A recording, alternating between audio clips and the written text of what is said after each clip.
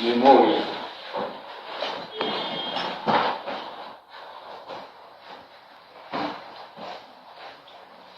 Este es un relato muy interesante de un caso ayer. Se llama así, ya después puso su nombre y se llama Henry Gustav Nelson, mejor conocido como paciente HIV. El 53 es sometido a una operación de neuroquirúrgica para controlar sus convulsiones que eran incapaces. Y este filete fue secundaria a un filete a la edad de 9 años. Y la operación tuvo dos efectos. El primero, que disminuyeron considerablemente las crisis. Y el segundo, a partir de ese momento, HM fue incapaz de recordar algo de lo que le sucedió.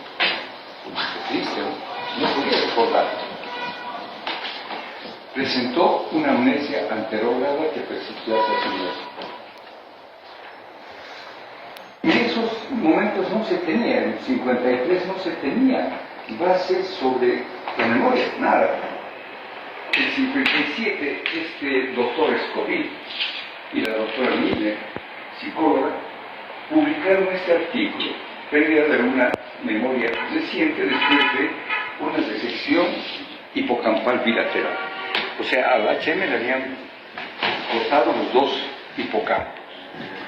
En este artículo se concluía que la gravedad de la amnesia estaba relacionada con el tamaño del hipocampo removido, además de ser el resultado de una lesión bilateral, o sea, por una parte ya se localizaba la memoria y por otra parte se veía de que era necesaria una lesión bilateral para el tipo de problema que tenía él.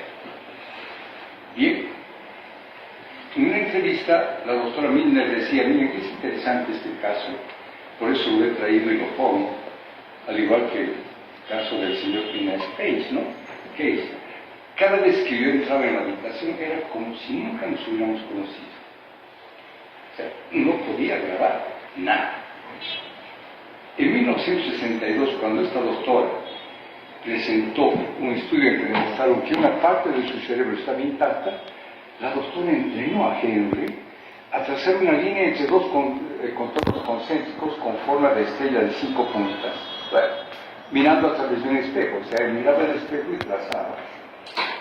Cada vez que Henry realizaba este ejercicio le parecía que lo realizaba por primera vez, siempre. No tenía recuerdo de haberlo realizado. Con la práctica se volvió hábil en hacerlo, pero seguía sin recordar. Comprobaron que la memoria a corto plazo de Henry funcionaba correctamente a corto plazo, pero no almacenaba. Los recuerdos solo duraban en su mente alrededor de 20 segundos. 20 segundos. Por ello, lo que sí recordaba a la perfección fueron sus 27 primeros años. O sea, él tenía una buena memoria de lo que había sucedido antes de la operación. Pero a partir de ese día no almacenaba nada. No podía tener almacén de nada nuevo y máximo podía tener este tiempo de duración. Entonces estudió dos sistemas de memoria en el cerebro. Miren, ese caso le permitió elaborar la memoria explícita y la memoria implícita, que sirvió de base para el estudio de la memoria en el ser humano. Milner, psicóloga, gracias a ella comenzamos a entender mejor la memoria. Entonces, los primeros estudios luego vinieron la tomografía y la resonancia, realizadas en el 84 y el 92, revelaron que la lesión fue simétrica, o sea, ambos lados, y que era menor a lo que habían pensado los neurocirujanos, o sea, no había sido tan grande.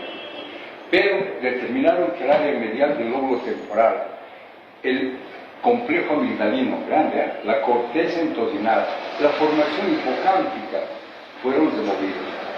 Bueno, por el neurocirujano poco, pero se llenó todas aquellas estructuras importantes para la memoria. A su muerte, publican en esta revista Nature nuevos hallazgos a partir de la histología y la reconstrucción tridimensional del cerebro. En este estudio se reveló que la parte posterior del hipocampo quedó intacta, o sea, era más el polo temporal, y que la corteza hipocampal estaba totalmente destruida. Y llama la atención el hecho de que probablemente esta estructura es clave para explicar el déficit de la memoria de Alzheimer. Bien, entonces el hombre a quien se devolvió la memoria deja una memoria imbosable en la neurociencia. Una contribución muy importante entonces respecto al hipocampo. Bien, ahora veamos, es interesante, es otro caso. El hombre con 7 segundos de memoria. Vale. Este señor, nacido en 1938, es un antiguo director de la orquesta inglés, o sea, era una persona muy ilustrada. El 85 sufre una encefalitis que le daña el hipocampo. ¿Recuerdan ustedes cuando hemos estudiado, hemos nombrado por lo menos el síndrome de Kluver-Bucy? Bueno, el herpes simple puede causar ese tipo de encefalitis. Y esta encefalitis tiene esa característica de causar daño primordialmente en globos temporales, hipocampales, bilateralmente. Bien, esta estructura del hipocampo está implicada en la formación de nuevos recuerdos. Los detiene temporalmente hasta que puedan ser transferidos a la memoria a largo plazo. Bien, entonces ustedes ahora están haciendo memoria a corto plazo, puede probablemente irse a memoria a largo plazo. Las lesiones de los hipocampos pueden producir una amnesia anterógrada, la pérdida de la memoria, como en el caso HM, desde el momento que ocurre la lesión hacia adelante. Esa es anterógrada, no puede almacenar más. Y retrógrada es, desde este hecho, hacia atrás va perdiendo poco a poco. 2024, no recuerda, 23, 2020, y comienza a olvidar esa persona ya su adolescencia, recuerda y confunde. ¿Dónde está el papá? Claro, esas veces estaba el papá cuando tenía 17 años. ¿Y dónde está María, la hermana? Todavía no se ha casado, ¿no? Y comienza así. Lo siento mucho. Hasta luego. Vamos. Gracias. Nada. Y 10. Fuera. Bien. Entonces la encefalitis le causó una amnesia anterógrada severa, en la que, mire, solo puede detener por 7 segundos sus recuerdos actuales. 1, 2, 3, 4, 5, 6, 7, claro, se borró. 7 segundos. Su memoria a largo plazo, además, es inexistente. O sea, este hombre no tiene ningún recuerdo. Bueno, venga de una vez, adelante, oiga, aquí está ahí. Además, a diferencia del caso HM podía recordar antes de sus 27 años, todo. Pero este señor, además, su memoria a largo plazo es inexistente. Le hacen un documental y se ve cómo pregunta una y otra vez a los entrevistadores quiénes son. Sabe que están ahí por alguna razón, pero no la consigue recordar. También padece de amnesia anterógrada, o sea, no recuerda nada, de nada. Ha olvidado completamente su vida anterior a la enfermedad. Es un hombre sin recuerdos y sin conciencia del presente. Se preguntan, ¿se puede vivir así? Gran parte de su tiempo lo pasa angustiado. Se da cuenta de que algo no va bien, pero no puede hacer nada. Está totalmente indefenso. En sus propias palabras, sé lo que se siente al estar muerto. Día y noche es lo mismo. No tengo sentidos. Mi cerebro está completamente inactivo. Únicamente 2 cosas parece que consigue mantener en su memoria. Sigue tocando el piano y sabe que ama a su mujer. Pero él ya no tiene nada, ningún recuerdo de su vida. Y solamente durante 7 segundos puede almacenar esa información. Daño del hipocampo. Una encefalitis que ha producido un daño del hipocampo bilateralmente.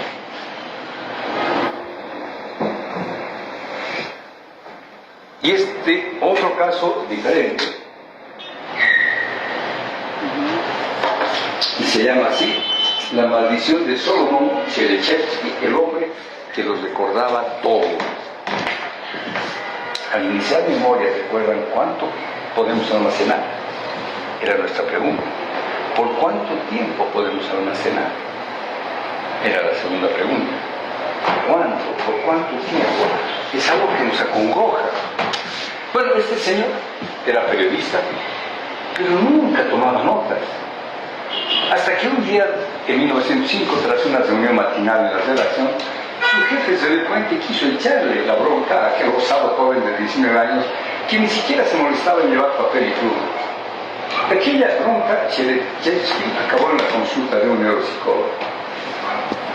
El reportero estaba en Moscú, no apuntaba nada porque era capaz de recordarlo todo, palabra por palabra, pues repitiendo lo dicho por su editor, incluyendo numerosos nombres y direcciones aportadas durante el encuentro previo. Su capacidad, que él mismo desconocía que fuera extraordinaria, sorprendió tanto a su superior que le puso en contacto con el experto Alexander Romanovich Luria. En ese momento Luria era lo máximo en el estudio neuropsicológico. Y ya que era todavía, algunos psicólogos utilizan porque es muy completo, la evaluación de Luria. Es completísima. Era bárbaro esto. Ha dejado durante mucho tiempo su legado científico. Bien. En la primera sesión, con el hoy recordado como fundador de la neurociencia cognitiva, Luria sometió unas duras pruebas a Chernyshevsky. Le leyó serie de números y letras, primero de 10 elementos, pero acabaron siendo de 70, fórmulas matemáticas complejas y textos y poemas en otras lenguas para comprobar si podía repetirlos de memoria. Y, en efecto, el joven periodista lo hizo sin equivocaciones. Incluso era capaz de repetirlo en orden inverso. Este fue el punto de inflexión que llevó al neuropsicólogo a estudiar el caso durante los siguientes 30 años y a documentar el primer caso de hipermnesia, exceso de memoria. Lo contrario, amnesia y plumnesia. Hipermnesia. ¿Bien? 16 años después de la primera entrevista, Luria le preguntó a Chernyshevsky si lo recordaba. Sí, fue aquella vez en la que me recitaste series en tu apartamento. Tú estabas sentado en la mesa de una mecedora, vestías un traje gris, me mirabas así, ahora puedo verte diciéndome, y siguió. Fue capaz de reproducir todos los números, letras, poemas de aquel día, junto a la descripción gráfica de la escena, incluyendo la vestimenta del psicólogo. Un hecho que le dio la pista a Luria de cómo funcionaba la memoria de su sujeto. Las imágenes eran la clave, primero. ¿No? Bien.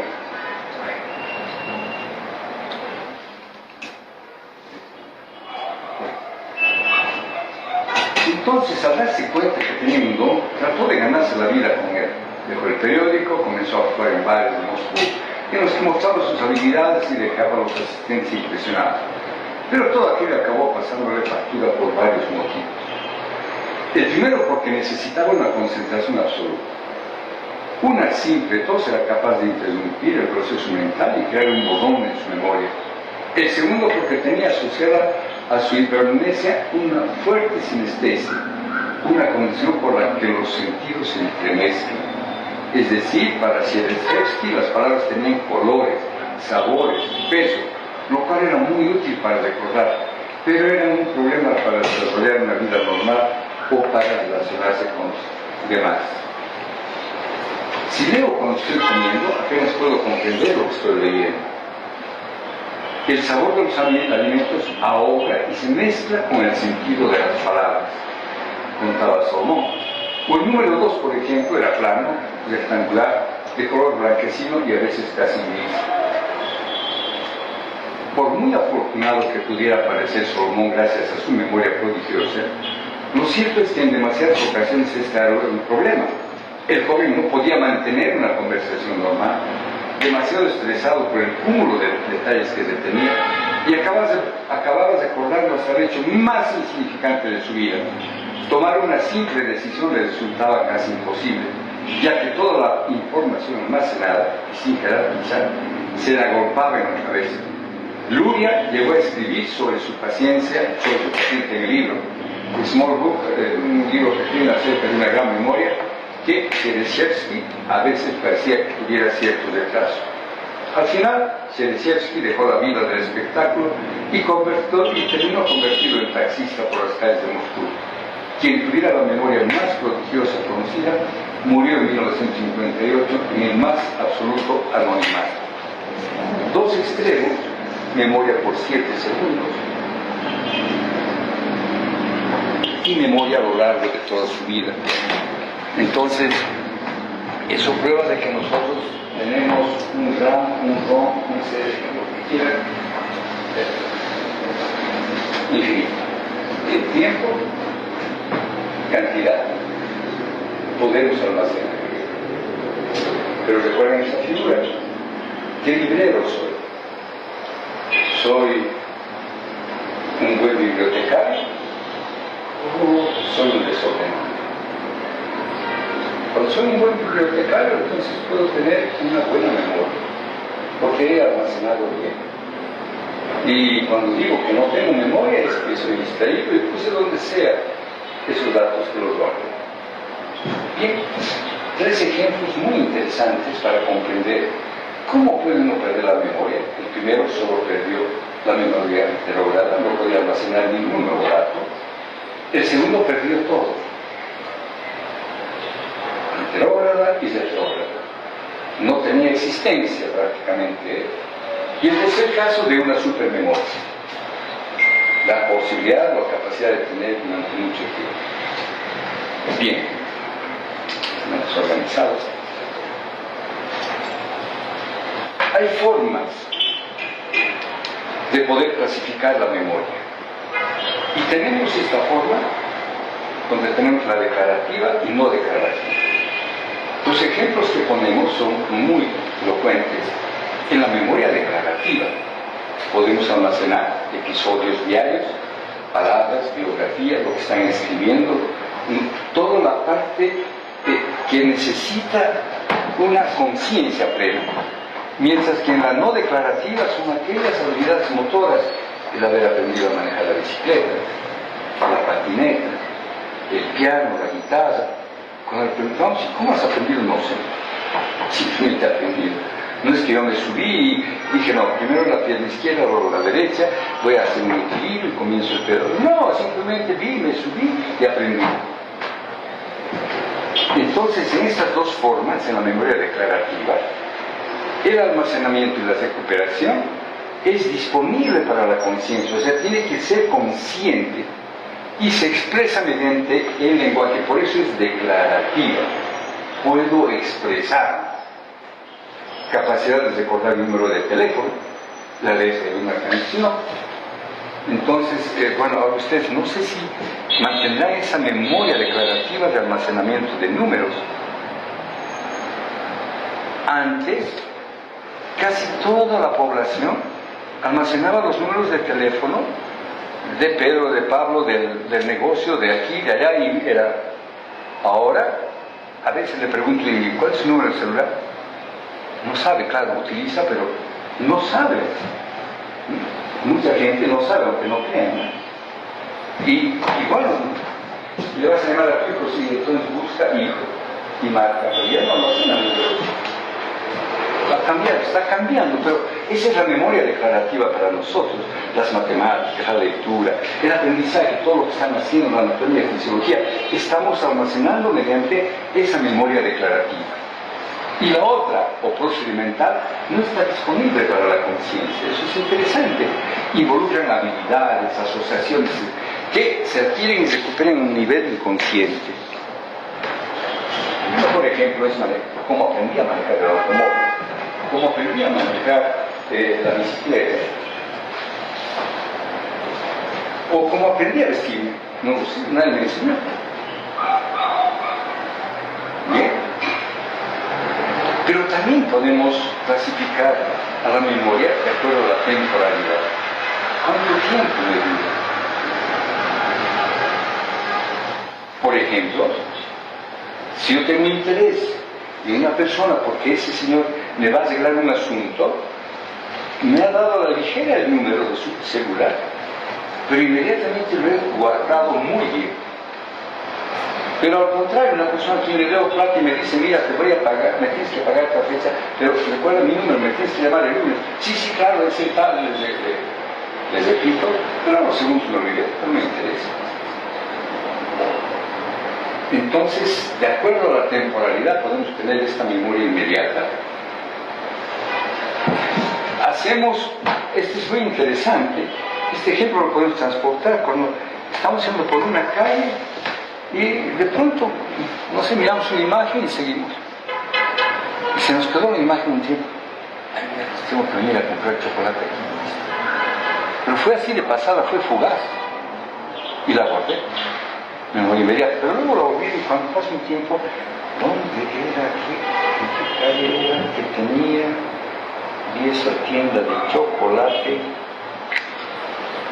No recuerdo. ¿Por qué? Porque fue una memoria inmediata. Y sucede eso. No sucede con mucha frecuencia. O sea, es apenas llegó a ser una memoria a corto plazo, inmediata. Una memoria a corto plazo. Ahí está esta amiga Doris, porque todos los conoce. Ha sido uno de los mejores dibujos animados. Para adultos, niños, todos van a disfrutar. Entonces, aquellos que vieron les gustó este personaje de Nemo, pero era bonito. Esta memoria es mi capacidad de retener, manipular información durante segundos o minutos. Vean, a corto plazo es ese tiempo. Minutos, segundos, es ese tiempo que yo voy a guardar esa información a corto plazo. Y es para tener una actividad explícita.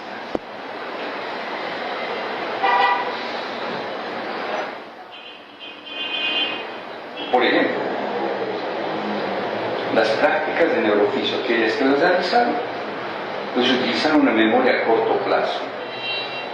Leyeron, hicieron, se produjeron, volvieron a hacer, reprodujeron, listo. Y si no vuelven a practicar, cuando ahora les tomo el examen, algunos que no leyeron, hicieron la práctica, no pudieron reproducir la práctica. Ese tuvo un ejemplo típico de memoria a corto plazo. Almacenó la información durante el tiempo que usaba esa información. Y luego se fue.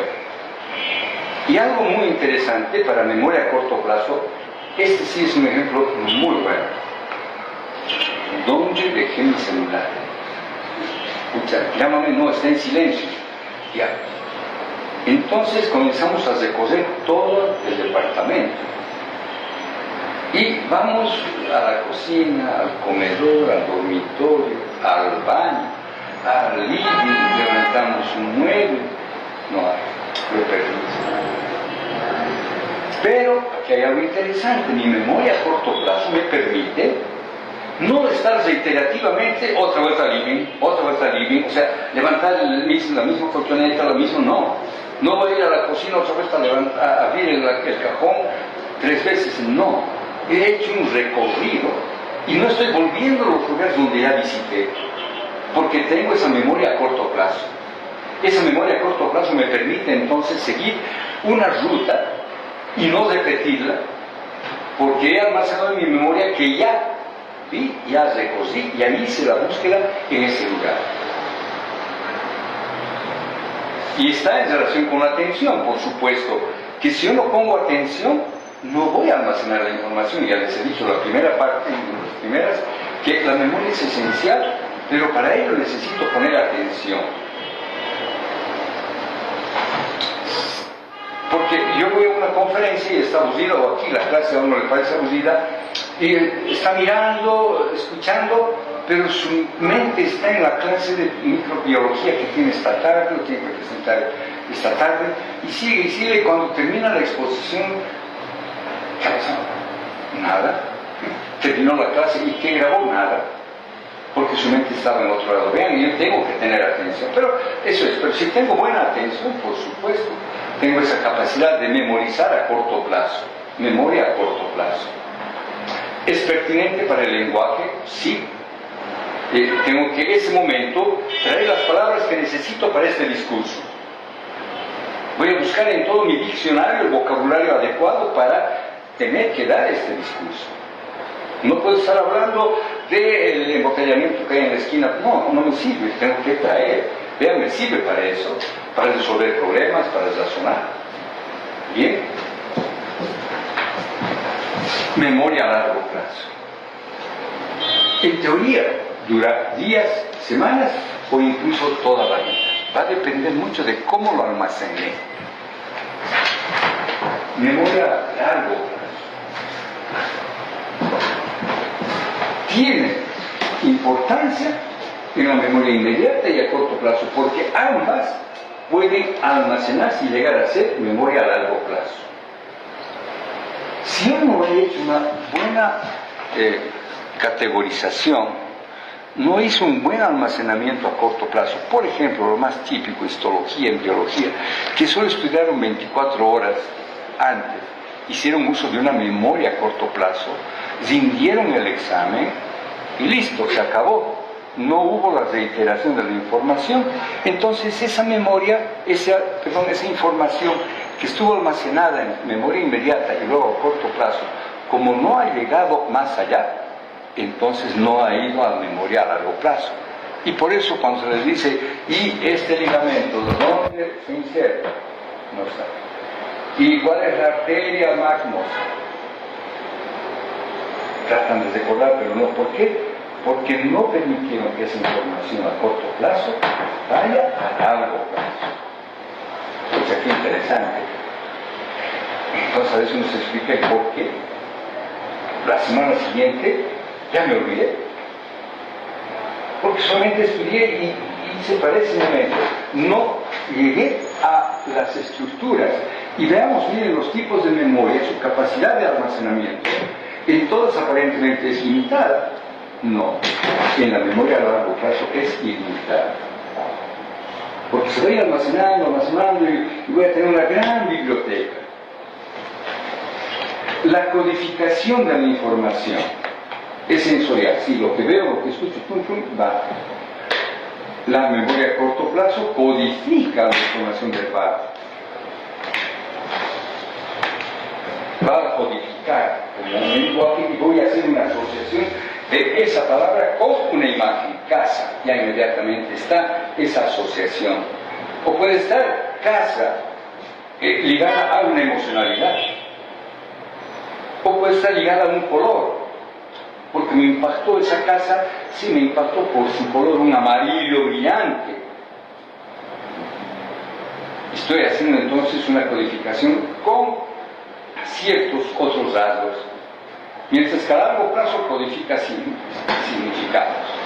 Duración de la información guardada, la sensorial segundos, a corto plazo segundos a minutos y a largo plazo permanente. Podemos perder rápidamente la inmediata, sí. A corto plazo, en el transcurso del tiempo, si hay interferencia, se va a ir perdiendo, pero a largo plazo no. Entonces todos ellos, así que este cuadro es interesante, la inmediata, que dura fracciones de segundo, a corto plazo, que dura hasta minutos, y a largo plazo, días a años, pueden ser sujetas al olvido.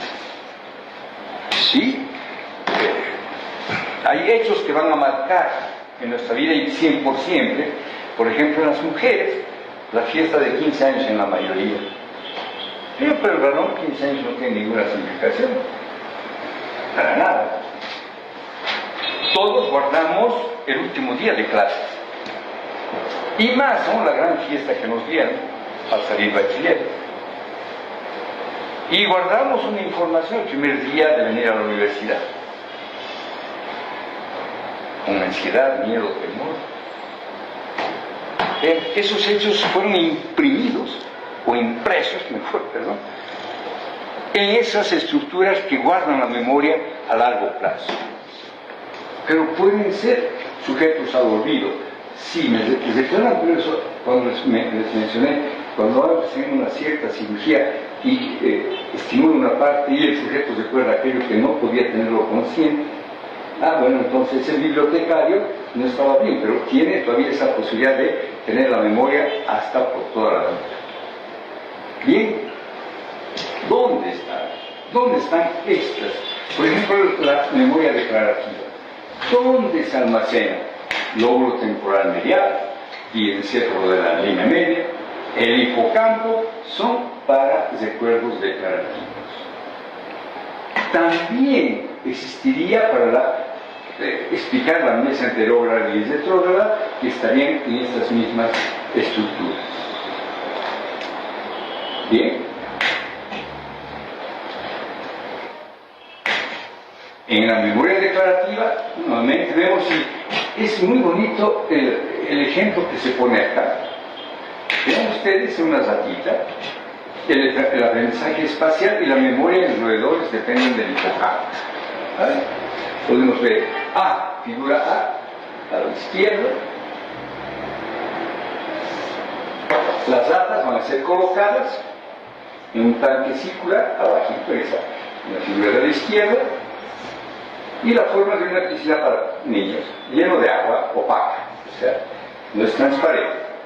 Bien. El entorno circundante contiene señales visuales como puertas, ventanas, el reloj, la lámpara, el televisor, sillas, etc. Y una pequeña plataforma se encuentra justo debajo de la superficie.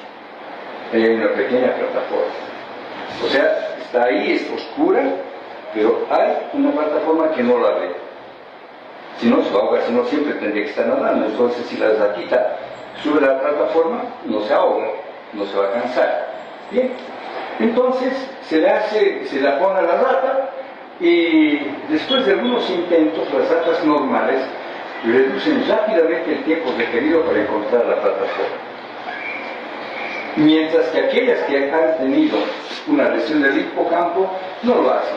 Vean, comienza y al final encuentra. Pero aquella que ha tenido la lesión del hipocampo sigue y sigue y sigue.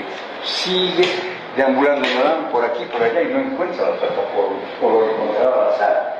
Pero la primera rata que tiene el hipocampo. Pero ¿por qué ha hecho eso?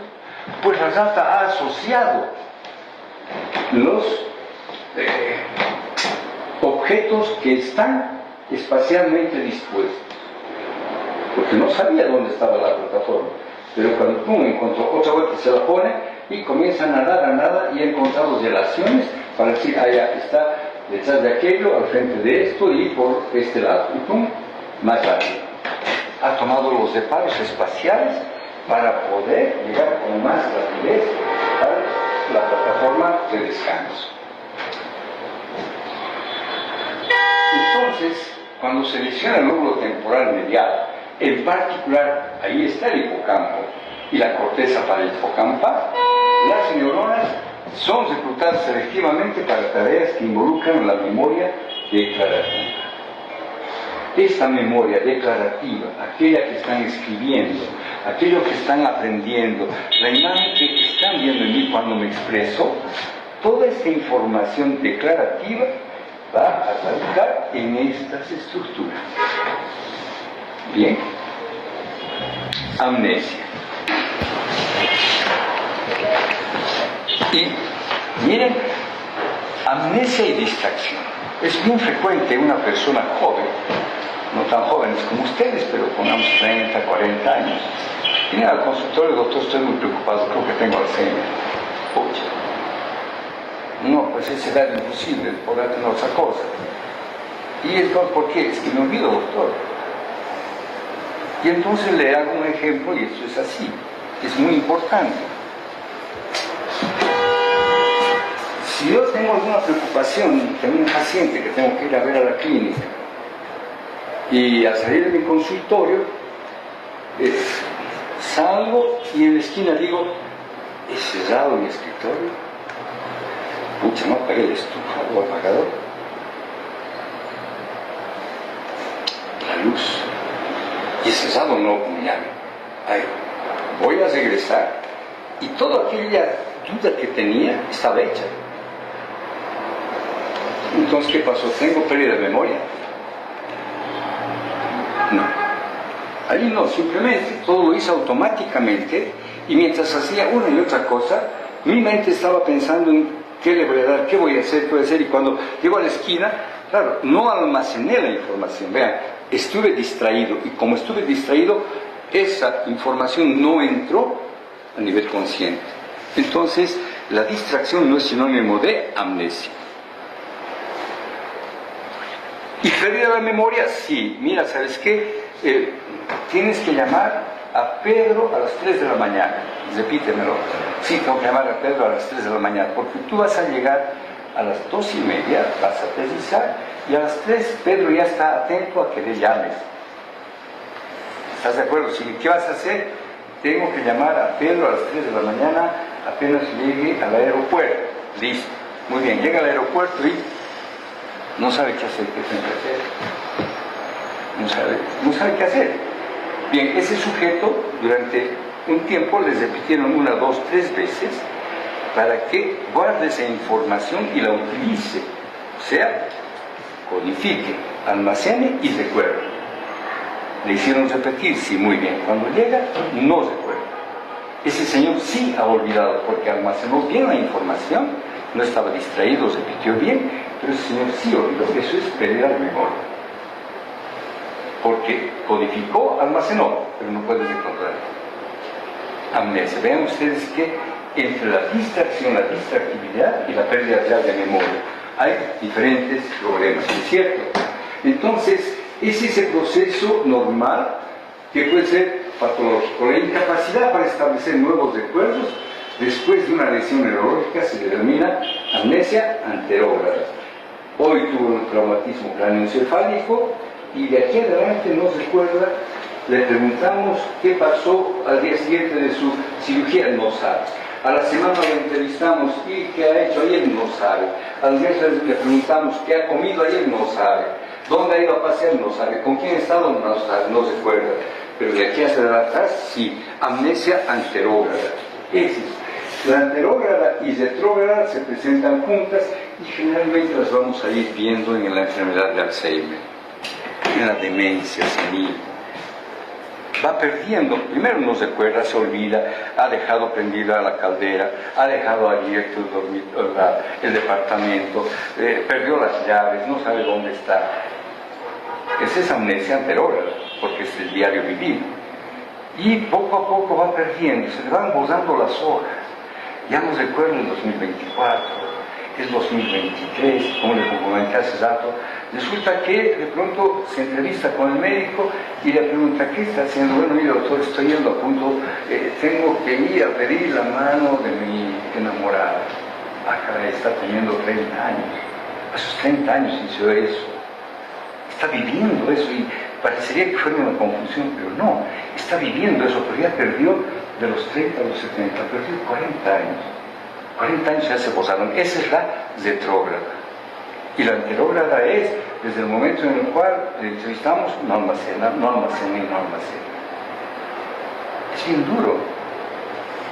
Es difícil. Pero hay algo interesante en estos pacientes, por lo menos que les permite tener una calidad de vida aceptable. Es que al no recordar no se problematizan. Parecen felices, o sea, a no ser que el hijo es, pero ¿cómo te he dicho? Pero no te has vuelto a hacer lo mismo, pero caramba. Sí, ahí le estamos traumatizando, pero si los hijos, los familiares, tratan como, no, ya subió. Has dejado buena otra, no de, sí, mira, me olvidé, me descuidé, sí, se quemó, pero listo, y se pasó. Personas viven contentas y tranquilas. Tratar a un paciente con Alzheimer se basa primordialmente en amor, no hay otra. Bien, entonces, antes las amnesias que siguen a lesiones bilaterales del lóbulo temporal y el diencéfalo han dado una idea particular dónde se almacena. Entonces, lóbulo temporal y diencéfalo para la memoria anterógrada. La retrógrada, y vemos acá, arriba 3 tipos de cerebros diferentes. A la izquierda está muy atrofiada en relación a la derecha, y abajo en las resonancias se ve mucho mejor todavía cómo podemos ver la corteza, sustancia blanca, y a la derecha vemos más negro que gris. Claro, el cerebro se atrofió y por lo tanto tenemos más líquido cefalorraquídeo y menos masa encefálica, una involución, una atrofia. En esta amnesia retrógrada vamos a ver que el hipocampo y las estructuras diencefálicas relacionadas son finas para formación inicial y consolidación de los recuerdos declarativos. Pero vamos a ver además algo. ¿Dónde está la memoria? Ya sabemos que la memoria anterógrada e inmediata está en el hipocampo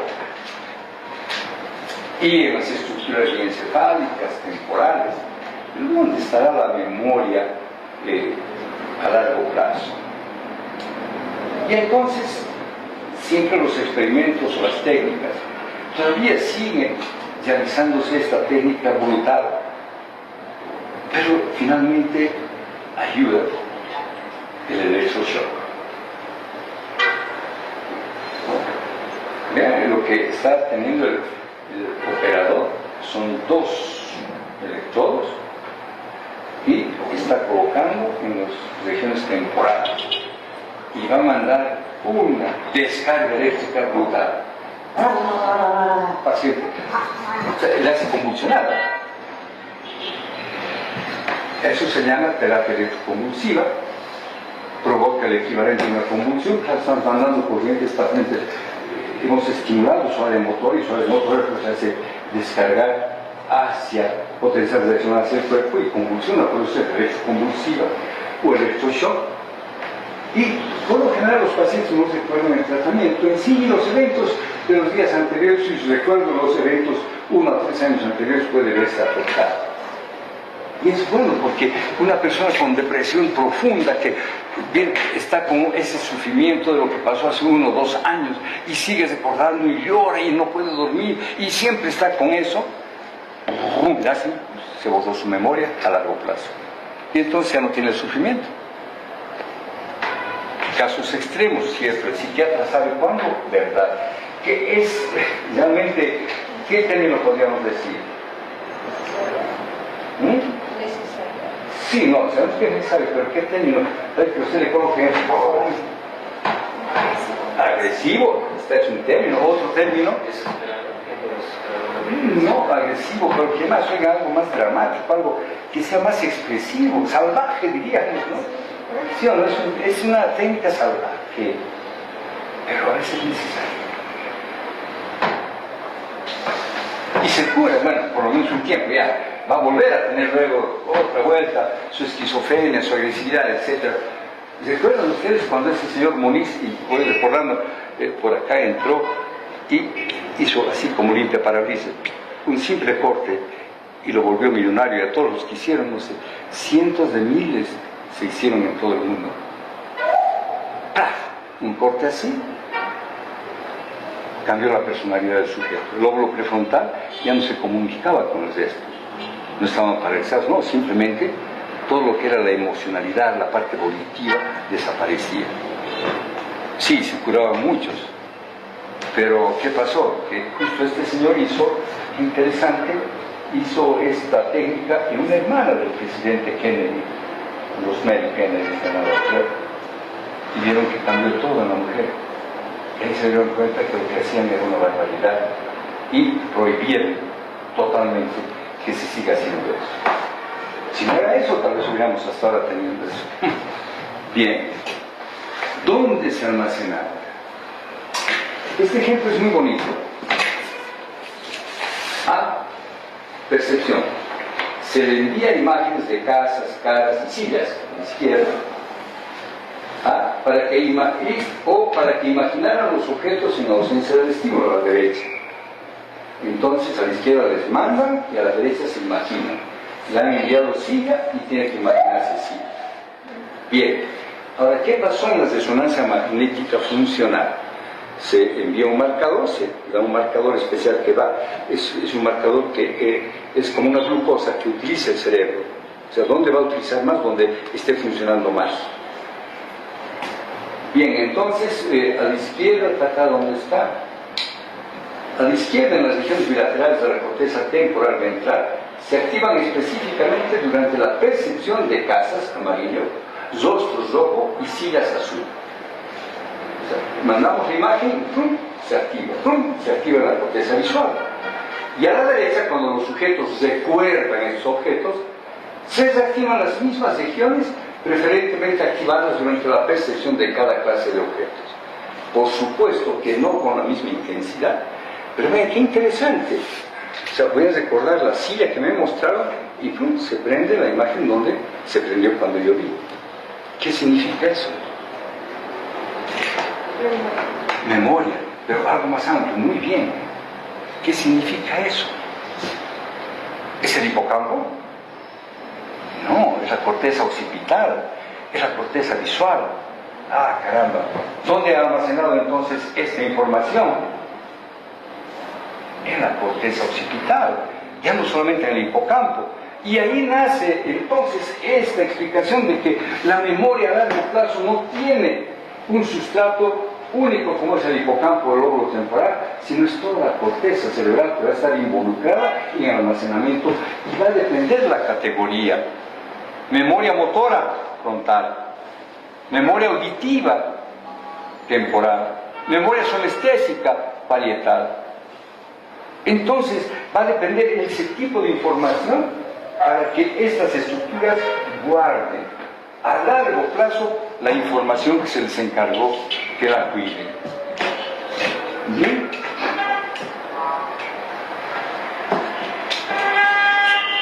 Y acá que me interesa así, eso lo que hemos dicho, ¿no? Entonces, varios hechos indican que los recuerdos a largo plazo se almacenan en todo el cerebro. Qué bueno, y efectivamente en el final de Alzheimer vemos como si se va atrofiando el hipocampo, etc. Pero además hay una atrofia de los lóbulos frontal, parietal, se queda un poco lo de atrás, por eso a veces siguen caminando bien todavía, pero aquellas áreas sensitivas son aquellas que se van atrofiando más y va perdiendo la capacidad del lenguaje, va perdiendo la capacidad de las náuseas, etc. Lo primero, pero es la memoria.